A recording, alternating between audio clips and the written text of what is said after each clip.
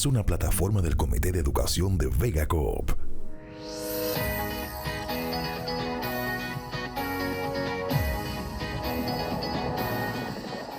Mil programas de Muévete.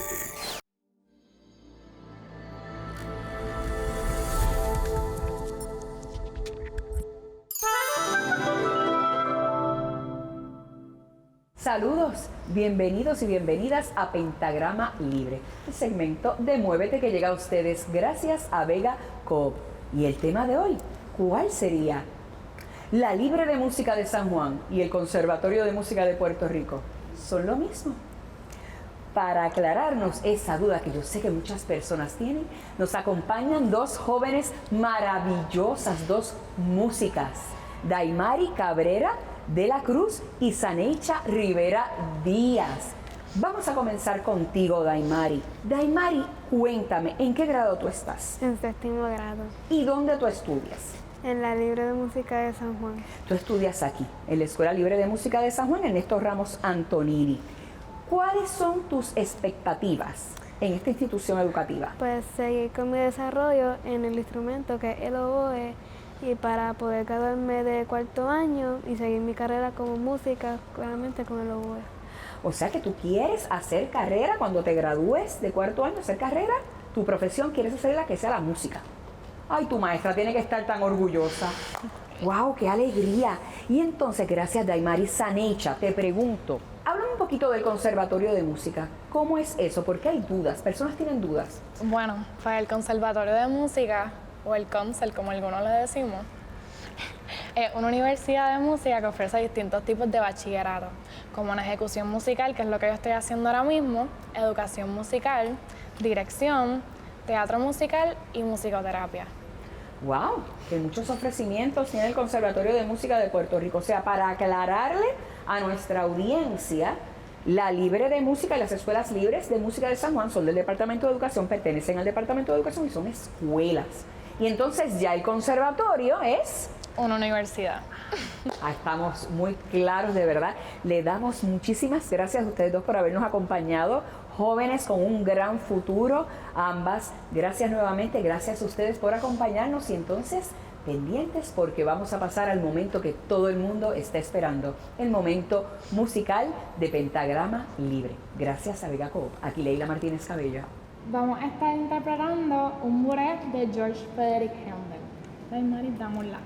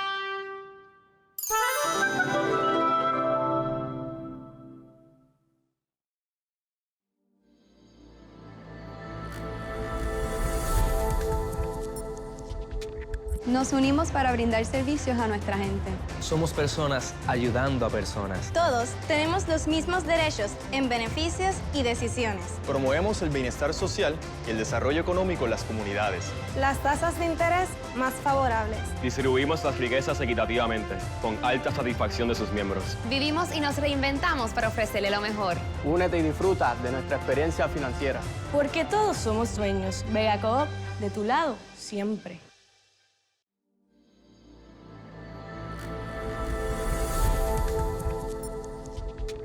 Saludos amigos, bienvenidos a Muévete, el programa del cooperativismo. Hoy continuamos una conversación que quedó pendiente con el licenciado Eber Padilla, que es el director ejecutivo de la Comisión de Derechos Civiles de Puerto Rico.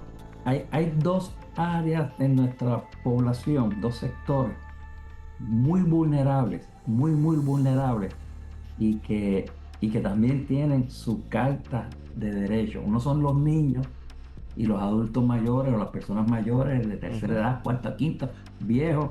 Entonces, son grupos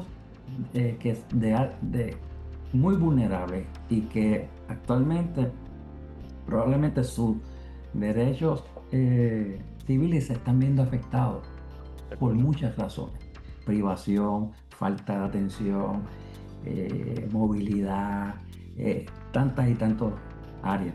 Y yo quisiera que dedicáramos quizás unos minutos y que habláramos un poquito de la Carta de Derechos de la Niñez en Puerto Rico. Maravilloso. Tengo que primero hacerte la aclaración que yo empecé en el servicio público a principios de los 90, particularmente trabajando en el entonces Departamento de Servicios Sociales, cuando todavía no existía lo que hoy conocemos como Departamento de la Familia. Y mis primeras intervenciones fueron principalmente en lo que había que se llamaba los Centros de Protección Social a Menores, donde trabajábamos con menores que eran víctimas de maltrato y negligencia. Así que más de 30 años trabajando con esta población me ha dado la oportunidad y en mi tiempo como líder voluntario presido la Junta de Directores de una cooperativa de servicios a la niñez, particularmente la niñez temprana, porque no olvidemos que la niñez temprana, una de las primeras etapas en la vida del ser humano es la que ejerce, o la primera etapa en la vida del ser humano es la que ejerce la importancia más dramática o más singular en el desarrollo de todas las personas. Y eso va a afectar a la sociedad. Lo que pasa o no pasa en esos primeros años de vida no solo afecta su bienestar inmediato, ¿verdad?, sino que es el cimiento para el futuro de nuestra sociedad. Así que vemos la niñez temprana como un periodo crucial en la vida de todas las personas y se ha definido niñez temprana hasta los 7 años de edad. Y eso pone de manifiesto que la investigación, hay muchísima investigación, apunta que esta es la etapa más importante en la vida de cualquier persona, porque no tan solo es la base para su bienestar, para su desarrollo, para fomentar la capacidad de aprendizaje, para establecer la zapata de su productividad y para lograr alcanzar la capacidad de convivencia en el resto de sus vidas, ¿no? Y tú hablabas que algunos de los retos que tenemos en nuestros días, y yo lo planteaba en un artículo del periódico, es que nuestra niñez está atacada por muchos factores y la violencia siendo uno de los asuntos que más inciden sobre la seguridad de la niñez. Todos los días la prensa del país documenta la violencia que vive la niñez en la intimidad de sus hogares. Son sus padres y sus madres quienes están llamados a velarlos, cuidarlos y protegerlos, y son en muchas instancias las que los ponen en una situación mucho más dramática y de mucha violencia. Y no tan solo eso, una vez el Estado entra y se activa ese poder de parens patriae, cuando los remueven del hogar, los ubican en instituciones sin la supervisión adecuada, sin los recursos adecuados, y en ocasiones estos niños y estas niñas son víctimas de un segundo abuso, de un segundo maltrato, vulnerabilizando más su situación. Y nosotros hemos abogado, y aquí es un dato importante, y yo creo que es parte de lo que nos falta por aprender en materia de derechos humanos. La Convención de los Derechos del Niño, que es una convención a nivel internacional que solo un país del mundo no la ha firmado, que son los Estados Unidos. Es el único país que no ha firmado la Convención de los Derechos del Niño. Pone como punto de partida a la niñez como el centro de atención y lo reconoce por primera vez como sujeto de derecho, no como un apéndice o una propiedad de sus padres y sus madres. Y aunque en el caso nuestro no es de aplicación, ¿verdad?, esa Convención de los Derechos del Niño, desde el año 1998 aquí se creó la Carta de los Derechos del Niño, Sabemos que hay que reconocer que tiene un lenguaje machista y sexista, debe ser la Carta de Derechos de la Niñez, pero así es que se llama, y declara la política pública del gobierno de Puerto Rico con relación a cuáles son los derechos que tiene la niñez en nuestro país. Lo primero que plantea esta Carta de Derechos del Niño es que se garantice su reconocimiento, su respeto y su dignidad. Y eso tiene unas implicaciones sociales importantes, desde darle herramientas a las familias, porque si vemos dónde están los problemas sociales en el país, y hay muchas personas, y tú hablabas que había dos polos vulnerabilizados principales, que son las personas adultas mayores y los jóvenes, y precisamente aquí hay un problema de edadismo, donde por una situación de edad están desatendidas las poblaciones, la niñez y las personas adultas mayores, y de las personas adultas mayores vamos a necesitar como 3 programas para poder hablar cuál es la situación muy particular que tenemos allí, que no nos hemos preparado como país para darle herramientas, pero a esta niñez la hemos dejado sola y la hemos dejado abandonada.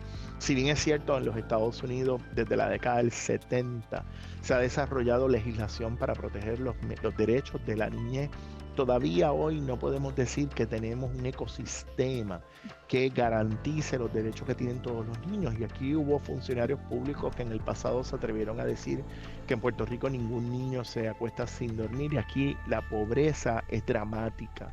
Y la pobreza es el alimento mayor para la violencia, o es la dimensión más viva de la violencia que viven los niños y las niñas, y valga la redundancia.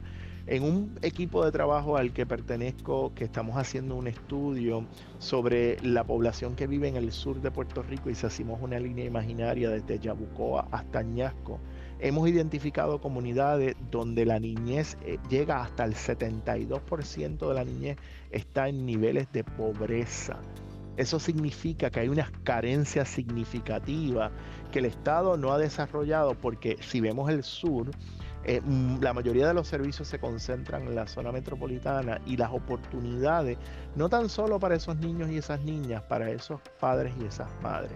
Y si miramos y veamos, porque esto tiene una relación con, por ejemplo, con lo que pasa al interior de las cárceles, y el que exista un departamento de corrección es el reconocimiento del fracaso del Estado, porque las políticas públicas no lograron atender las necesidades de esa población.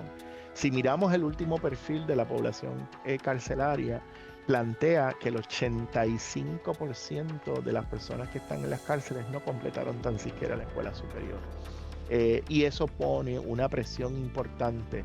Vemos que venían de programas y proyectos de dependencia económica del Estado. Así que esa dependencia no le dio herramientas, ¿verdad? Y yo creo que ahí está la oportunidad que tenemos desde el cooperativismo de provocar cambios en las comunidades, para que sean las propias comunidades las que adquieran esas herramientas que les permitan su autosuficiencia, y logremos cambiar eso que está pasando al interior de las cárceles, y que no sigamos llenando las cárceles de personas porque el Estado no pudo atender sus necesidades, y lo más que se le ocurrió fue criminalizar su pobreza, criminalizar las propias carencias del Estado, que no actuaron para darle a las comunidades alternativas de desarrollo pleno, ¿verdad? Y si miramos esto con la niñez, vemos que si no atendemos las necesidades de la niñez desde la etapa más temprana posible, estamos condenados a continuar en este ciclo de coloniaje, en este ciclo de deficiencia social, donde los niños y las niñas no parecería ser que no tienen experiencias, y no pueden ser campañas, porque estamos en el mes de la prevención del maltrato, no pueden ser campañas de hacer billboards y de hablar palabras bonitas. Se trata de articular respuestas que muevan, que promuevan el cambio social, que le demos herramientas a nuestras familias. Definitivo, porque esa actitud de criminalizar la pobreza, que cada día lo que hace es sesgar y discriminar y querer hacer menos a las personas, lo que ha fomentado también, y en mi opinión, ¿verdad? Muy personal, es una actitud de una ceguera intencional casi generalizada, en donde vemos pero no miramos, miramos pero no vemos, y entonces empiezan los prejuicios. No, aquí nadie pasa hambre, aquí hay pobreza, aquí hay pan, aquí hay esto. Pero hay otros problemas. Eso no llega a las bocas que tiene que llegar esa ayuda. No llega a la salud, los servicios de salud, a las manos y el corazón de los niños que lo necesitan y los ancianos. No le damos herramientas para poder gestionarse socialmente como seres asociados en una sociedad, ¿no? Valga la redundancia. Aquí vamos viendo que queremos que aprendan inglés, eso está maravilloso, y queremos que aprendan a leer y a escribir, pero no pueden manejar sus emociones, no tienen destreza de resolución de conflicto y normalizan la violencia como una manera de relacionarse con el resto de las personas, ¿no? Y me parece que ahí hay una gran deficiencia por parte del Estado y tenemos que articular respuestas distintas. Ya sabemos que el Estado ha sido inefectivo, no quiere decir que no tenga la responsabilidad. No. Pero no nos podemos quedar cruzados de brazos, y precisamente me parece que tenemos una oportunidad desde el cooperativismo para empoderar a nuestras comunidades, para darle herramientas que les permitan esa movilidad que tienen derecho, ¿no? Y visibilizar las situaciones que se van a convertir en un problema. No se pueden ocultar, no se pueden esconder. Hay que denunciarlas, hay que darle el espacio que sean visibles para entonces más personas, porque lo mucho no es suficiente. Hay que seguir ahondando esfuerzos para que entonces podamos ver quizás a mediano plazo o a futuro la aspiración de todos nosotros. Siempre hablábamos de una mejor convivencia, un mejor porvenir. Bueno, pero hay que trabajarlo desde ahora. Claro. Eso hay que construirlo. De acuerdo. Social hay que alimentarlo, hay que renovarlo, hay que cuidarlo, de manera de que nos coloquemos en una posición de que realmente podamos decir, mira, quizás no lo vamos a ver en este momento, pero comenzamos y estamos dando unos pasos afirmativos, unas medidas afirmativas que va a permitir esa construcción social, esa reconstrucción social que el país necesita, porque al final del día, pues nadie va a venir a socorrer. O sea, somos nosotros mismos los que tenemos que enderezar el curso de nuestro futuro y empezar a construir espacios de convivencia saludables, ¿verdad? En el camino, pues no todos somos iguales, vamos a tener diferencias, situaciones, pero lo importante es proveer las instancias que nos permitan la construcción de una mejor espacio social. Mira, Rubén, la investigación apunta a que esos primeros 7 años en la vida de la niñez va a determinar su futuro. Y nosotros tenemos que invertir, y esto hay investigación, incluso postulados que los dijo Eugenio María de Hostos y todavía tienen plena vigencia. Y Hostos es uno de los personajes que menos hemos adherido, que menos hemos estudiado. Y si nosotros habláramos de los 5 personajes universales, ¿verdad?, en la historia de la humanidad, probablemente ahí estaría Jesús, y entre esos 50 personajes más importantes de la humanidad, nuestro Eugenio María de Hostos estaría sentado en esa mesa. Eugenio María de Hostos, que construyó el sistema de educación como lo conocemos en Latinoamérica, y que ya desde mucho de su obra que nos legó, nos daba las guías y la ruta para comenzar a invertir, y estamos hablando del siglo XIX, empezar a invertir en la construcción de una sociedad justa, plural y participativa, que es lo que buscamos en el cooperativismo. Ya él nos daba la ruta que teníamos que seguir. Sin embargo, desde la burocracia del aparato del Estado, hemos dejado apartado esas ideas, esas guías, esas rutas que ha sido probado a través del tiempo, que ha permitido el desarrollo de sociedades mucho más fortalecidas. Y yo creo que es parte de esta reflexión que nosotros tenemos que hacer, porque incluso desde el cooperativismo hablamos de la importancia de atraer a la juventud, pero si no sentamos la base en esta niñez, no vamos a lograr que esa niñez se convierta en jóvenes y que en nuestro movimiento tenga la capacidad, ¿verdad?, de tener una transición adecuada y que mantengamos vivo ese espíritu cooperativista. Y yo creo que tiene mucha pertinencia hablar de los derechos de la niñez y hablar del cooperativismo, de esa aspiración de trabajo social que hacemos desde el cooperativismo, que pone de manifiesto ese principio de solidaridad, ¿verdad? Que es uno de los principios fundamentales del cooperativismo. Pero la niñez tiene que ser protegida y existe legislación. Desde el año 1980, cuando se aprobó la Ley 75 del 28 de mayo de 1980, que fue la primera ley de prevención de maltrato a menores, que incluso fuimos referentes para muchos países en Latinoamérica, hasta la Ley 57 del año 2023, que es la ley actual.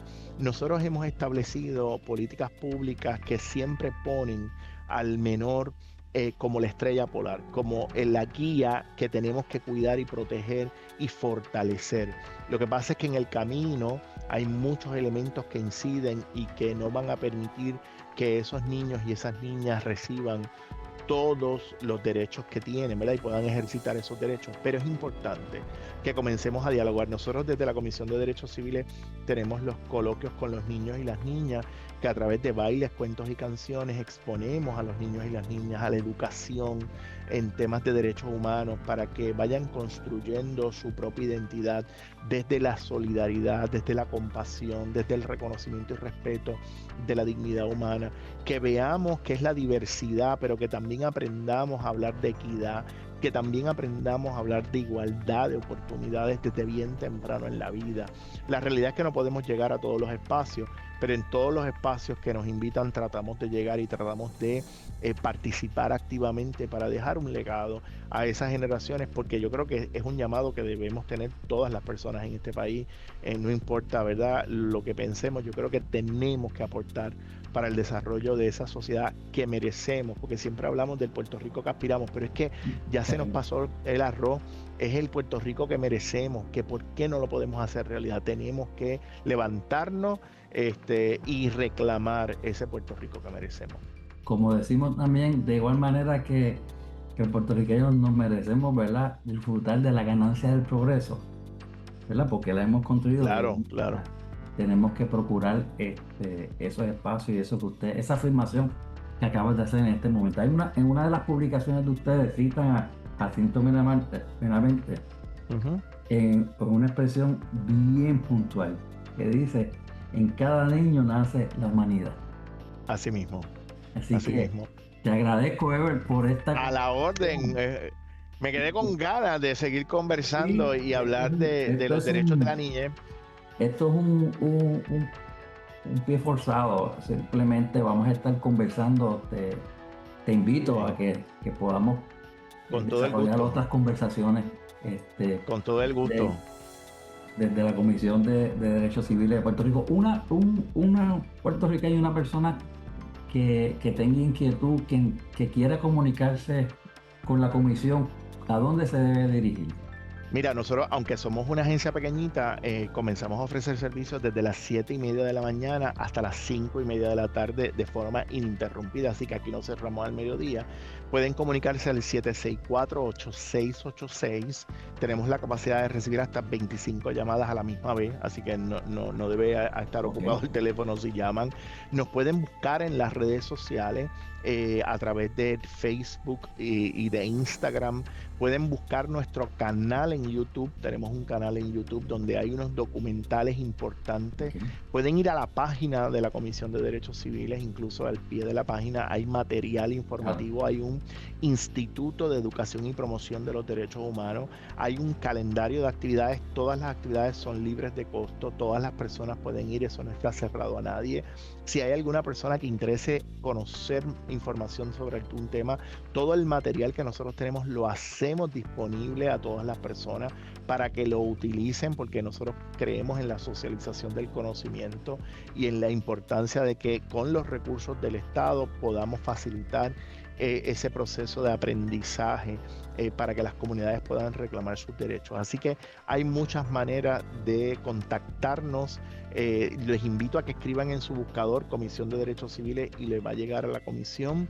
Si no, y comuníquense con su escuela. Nosotros llegamos a todas las escuelas en el país, tenemos acuerdos de colaboración con todas las universidades en Puerto Rico y precisamente eso ha sido una de las razones por las cuales hemos logrado hacer nuestro trabajo, porque tenemos estudiantes que nos asisten en un programa de pasantías, que tenemos estudiantes de todos los niveles académicos, desde grados asociados hasta estudiantes doctorandos, incluyendo estudiantes de Derecho, de Medicina, de Salud Pública, que nos asisten, que nos asesoran y que nos ayudan a llevar el mensaje de transformación social para el reconocimiento y respeto de la dignidad de todas las personas en el país. Un pueblo que conoce sus derechos es un pueblo que sabe qué reclamar y qué exigir. Y si no conocemos cuáles son nuestros derechos, no estamos en posición de reclamar nuestros derechos y nos vamos a conformar con cualquier cosa que nos digan. Cuando conocemos nuestros derechos, estamos en mejor posición para exigir los derechos que tenemos garantizados. Yo agradezco muchísimo esta conversación, nuevamente insisto en ello y te dejo saber que nos sentimos profundamente también agradecidos porque ustedes constituyen realmente ese muro de contención moral que el país necesita, ¿verdad?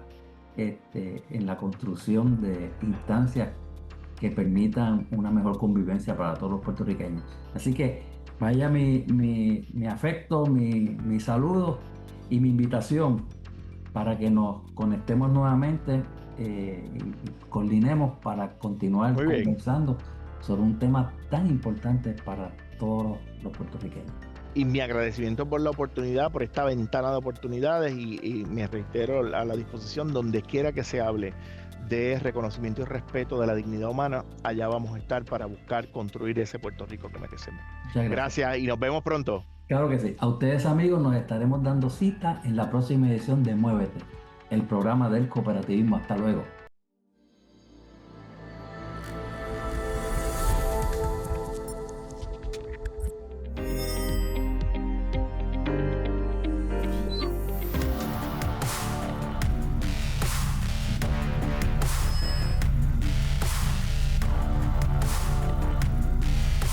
Pronto tendrás tu casa en el metaverso. Mientras tanto, te ayudamos a comprarla en la isla.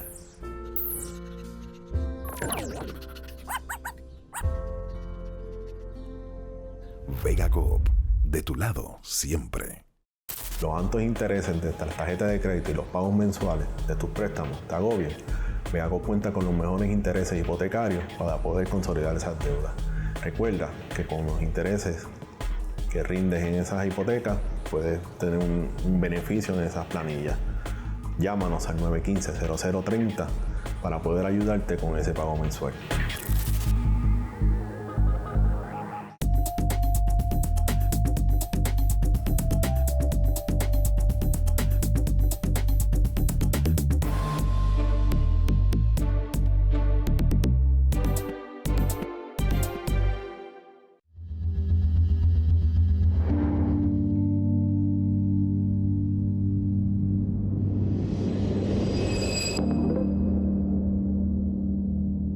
Muévete es una plataforma del Comité de Educación de Vega Coop.